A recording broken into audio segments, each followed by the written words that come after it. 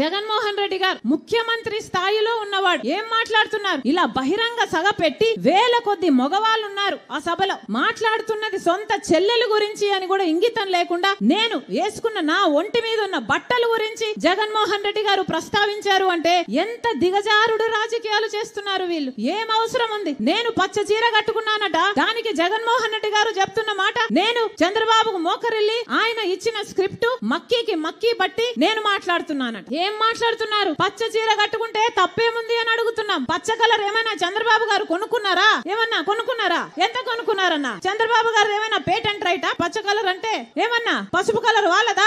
జగన్మోహన్ రెడ్డి గారు మర్చిపోయినట్టున్నారు. సాక్షి ఛానల్లో సాక్షి పేపర్ లో ఎల్లో కలర్ ఉంటది, పసుపు కలర్ ఉంటది, పైన గుర్తుందా అన్న? పసుపు కలర్ ఉంటది. దానికి రాజశేఖర రెడ్డి గారు ఆ రోజు చెప్పిన మాట ఏ తప్పేముంది? పసుపు అంటే మంగళకరమైన రంగు, అదేం టీడీపీ వాళ్ళ సొంతం కాదు అని ఆ రోజు రాజశేఖర రెడ్డి గారే సాక్షికి పసుపు రంగు పెట్టించారు. పసుపు అన్నది మన వంటల్లో కూడా వేసుకుంటామే, అది టీడీపీ ఎప్పుడు కొనుక్కుందన్నా? వాళ్ళ సొంతమా అది?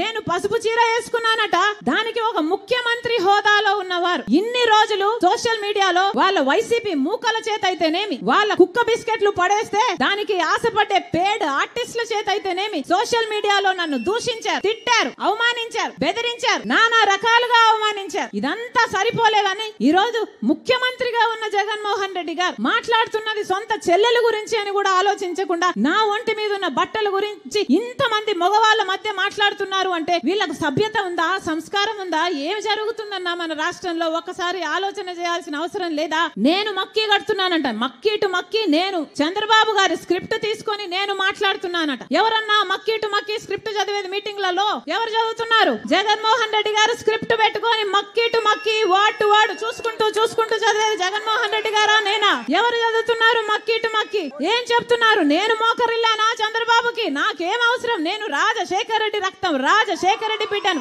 నేను ఎవ్వరి ముందు ఏ రోజు మోకరించలేదు, అందుకే మొండిగా ఈ రోజు వరకు కొట్లాడుతున్నా. నా గురించి ఎవడు ఏమి రాసుకున్నా ఏమి అనుకున్నా ఏ రోజు పట్టించుకోలేదు రాజశేఖర రెడ్డి బిడ్డ. ఎందుకంటే నాకు తెలుసు నా గుండెలో ఉన్న నిజాయితీ గురించి. ఈ రోజు మోకరిల్లింది ఎవరు? బీజేపీ ముందు, మోడీ ముందు జగన్మోహన్ రెడ్డి కాదా మోకరిల్లింది? ఎంతగా మోకరిల్లారన్నా ఆఖరికి మన ప్రత్యేక హోదాను తాకట్టు పెట్టారు, మన పోలవరం తాకట్టు పెట్టారు, మన రాజధాని తాకట్టు పెట్టారు, మొత్తం అన్ని మన ప్రయోజనాలు అన్ని తాకట్టు పెట్టుకున్నారు వాళ్ళ స్వప్రయోజనాల కోసం. ఢిల్లీకి వెళ్ళినప్పుడల్లా మన రాష్ట్ర ప్రజల సమస్యల గురించి మాట్లాడుతున్నారా ముఖ్యమంత్రి గారు? అవినాష్ రెడ్డిని కాపాడడం గురించి మాట్లాడుతున్నారు. అవినాష్ రెడ్డి ఎక్కడ అరెస్ట్ అవుతాడో బెయిల్ తెచ్చుకోవడానికి లేకపోతే వాళ్ళ మద్దతు తెచ్చుకోవడానికి వెళ్తున్నారు తప్పితే ప్రజల గురించి ఎప్పుడు మాట్లాడుతున్నారు వీళ్ళు?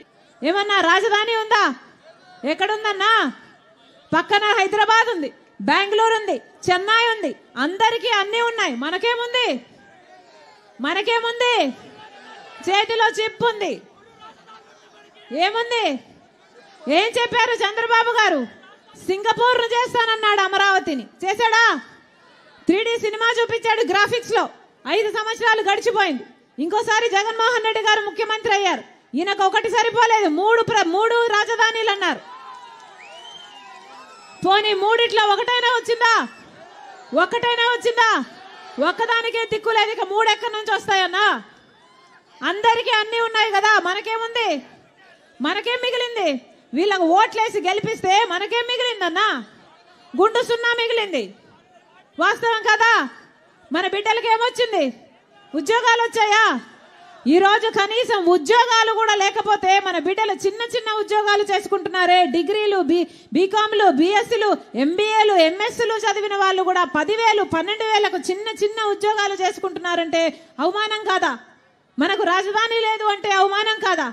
ఆఖరికి ఎంతమంది బిడ్డలు ఉద్యోగాలు రాక వలసలు పోతున్నారే. ఆఖరికి ఇది ఇలాగే కొనసాగితే ఏమైతుంది? మన రాష్ట్రంలో అసలు యువతే లేని రాష్ట్రంగా తయారవుతుంది. ఇదేనా మనకు కావాల్సింది? అందుకే ఒక్కసారి ఓట్లేసేటప్పుడు ఆలోచన చేయండి. ఇంతమంది బిడ్డలు ఉన్నారు, యువకులు ఉన్నారు ఇక్కడ, ఏమా ఉద్యోగాలు వస్తున్నాయా?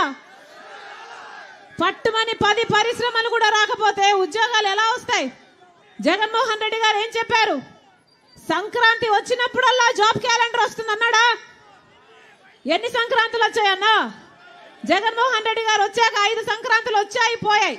ఎన్ని జాబ్ క్యాలెండర్ వచ్చాయి? ఒకటన్నా వచ్చిందా? ఒక్కటంటే ఒకటి రాలేదు. జగన్మోహన్ రెడ్డి గారు ఆ రోజు 5 సంవత్సరాల క్రితం ఇలాగే మైకు పట్టుకొని ఏం చెప్పారు? 2,30,000 ఉద్యోగాలు ఖాళీగా ఉన్నాయి, నేను అధికారంలోకి వచ్చిన వెంటనే 6 నెలల్లో మొత్తం అన్ని భర్తీ చేస్తానని చెప్పాడే. మరేమైంది? ఏమైంది? 5 సంవత్సరాలు గడిచిపోయాయి.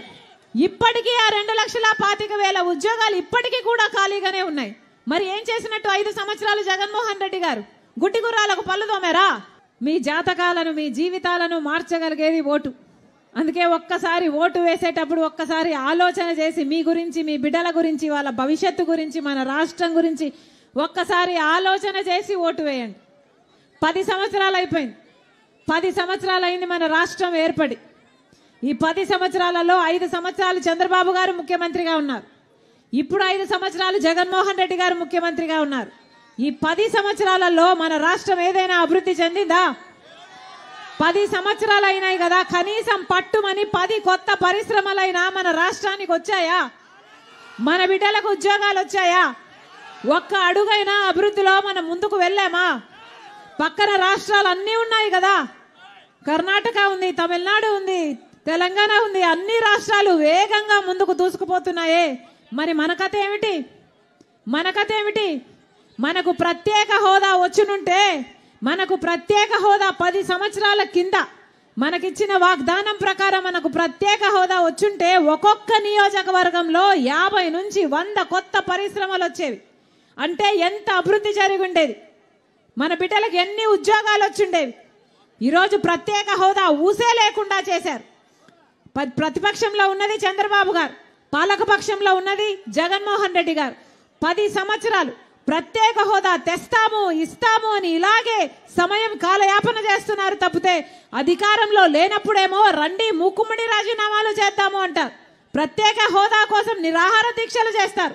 10 సంవత్సరాలు సరిపోదు, 15 సంవత్సరాలు కావాలి అంటారు. అధికారంలోకి వచ్చాక, గద్దెనెక్కాక మాత్రం ప్రత్యేక హోదా ఊసే లేదు.